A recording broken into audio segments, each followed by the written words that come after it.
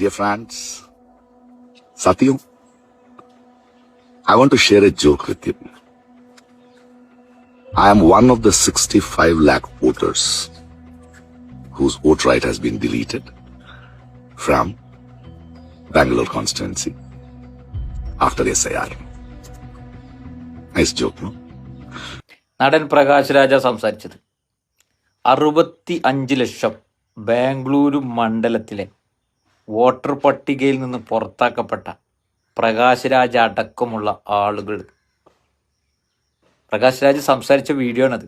നിങ്ങളത് കണ്ടിട്ടുണ്ടാവുമെന്നാണ് ഞാൻ വിചാരിക്കണത്. ഞാൻ ഇന്നിപ്പോൾ രാവിലെ അത് കണ്ടപ്പോൾ എൻ്റെ മനസ്സ് കൂടി വന്നൊരു കാര്യം, നിങ്ങൾക്കൊക്കെ ഓർമ്മയുള്ളൊരു കാര്യം ഞാൻ നിങ്ങളെ ശ്രദ്ധയിൽപ്പെടുത്താൻ.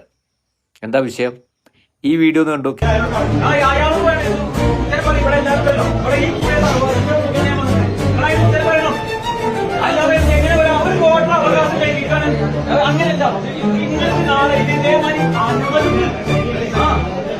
ഇത് പ്രകാശ് രാജല്ല, ജാസിർ പൂക്കോട്ടുംപാടാണ്.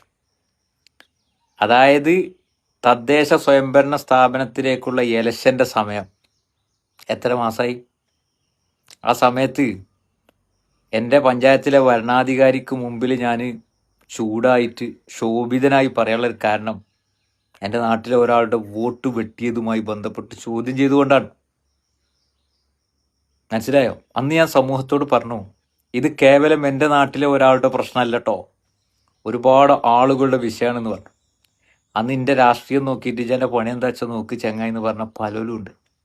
ഇന്നിപ്പോൾ പ്രകാശ് രാജിനെ നമുക്കറിയാം. അദ്ദേഹം ഒരു നടനാണെങ്കിലും സംഘപരിവാര BJP ഭരണകൂടത്തിൻ്റെ കെടുകാര്യസ്ഥതയ്ക്കെതിരെ ശക്തമായ പ്രസ്താവനകൾ നടത്തുന്ന. ഇപ്പോൾ നമുക്കറിയാം, ഡൽഹിയിൽ വിദ്യാർത്ഥികൾ സമരം നടത്തിയപ്പോൾ അവിടെ പോയി അതിനൊക്കെ ഐക്യദാർഢ്യം പ്രഖ്യാപിച്ച് ആ സമരത്തിൽ രംഗത്തിറങ്ങിയ അദ്ദേഹം വന്നിട്ടൊരു ദുരനുഭവം പറയാം.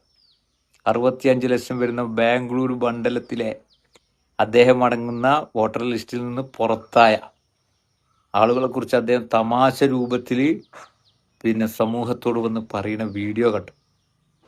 ഈ വിഷയം ഞാൻ മുമ്പേ സംസാരിച്ച വിഷയമായതുകൊണ്ട് എൻ്റെ ഓർമ്മയിൽ അത് വന്നതാണ്. അത് പ്രകാശ് രാജിൻ്റെയോ 65 ലക്ഷം വരുന്ന ബാംഗ്ലൂരു മണ്ഡലത്തിലെ സാധാരണക്കാരായ ജനങ്ങളുടെ മാത്രം പ്രശ്നമല്ല. ഞാൻ എൻ്റെ വിഷയത്തിലല്ല എന്ന് സംസാരിച്ചത്. പ്രകാശ് രാജ് അടക്കമുള്ള ആളുകളുടെ വിഷയത്തിലാണ് സംസാരിക്കുന്നത്. ഞാൻ ഇപ്പോഴും പറയുന്നു, അത് ബാംഗ്ലൂരിൽ മാത്രം നിൽക്കുന്ന ഒരു കേസല്ല. ലക്ഷോപലക്ഷം വരുന്ന ഇന്ത്യ രാജ്യത്തെ പൗരന്മാരുടെ വോട്ടവകാശം നിഷേധിക്കുന്ന ആ വിഷയത്തിൽ മുന്നേ സംസാരിച്ച വ്യക്തിയാണ് ഞാൻ. അന്ന് എന്നെ കളിയാക്കിയവർ, അന്ന് എന്നെ രാഷ്ട്രീയം നോക്കി എന്നെ വിമർശിച്ചവർ, ആലോചിച്ച് നോക്കൂ. ഇന്ന് വിവിധ സംസ്ഥാനങ്ങളിൽ നിന്ന് പുറത്താക്കപ്പെട്ട ആളുകളുടെ പ്രയാസങ്ങളെ കാണുമ്പോൾ നമ്മൾ മുന്നേ സംസാരിച്ചു. ഇത് വല്ലാത്തൊരവസ്ഥയാണല്ലോ. വോട്ട് ചെയ്യാനുള്ള പൗരൻ്റെ അവകാശം ഇല്ലാതെയാകുന്ന ആ ഒരവസ്ഥയിലേക്ക് വന്നാൽ നിങ്ങൾ സ്വന്തം ഒന്ന് ചിന്തിച്ചു നോക്കി. വോട്ടവകാശം നിഷേധിക്കപ്പെട്ട ഇന്ത്യൻ പൗരൻ്റെ മാനസികപരമായ ഒരവസ്ഥയെക്കുറിച്ച് നിങ്ങളൊന്ന് ആലോചിച്ച് നോക്കി. നമുക്കെന്താ പ്രശ്നം ചോദിച്ചാൽ നമുക്ക് കുറേ രാഷ്ട്രീയമാണ്. പിന്നെ അവനാന് വരുമ്പോൾ നൊലൊളിച്ചാലോ വേവലാതിപ്പെട്ടാൽ മതി, ഇതിപ്പോൾ അപ്പുറത്തല്ലേ എന്നുള്ള ഒരു മനോഭാവം. നമ്മൾ അനുഭവങ്ങളിലൂടെ ഓരോ കാര്യം വന്ന് സമൂഹത്തോട് പറയുമ്പോൾ അതിനെ രാഷ്ട്രീയം നോക്കിയിട്ട് മാറ്റി നിർത്തതിന് പകരം എൻ്റെ മണ്ഡലത്തിൽ, എൻ്റെ പഞ്ചായത്തിൽ, എൻ്റെ വാർഡിൽ എത്ര ആളുകളുണ്ട് എന്നുള്ളതിനെ കുറിച്ച് ഒന്ന് ചിന്തിക്കാൻ പോലും നമ്മൾ ആൾക്കാർ തയ്യാറാണല്ല.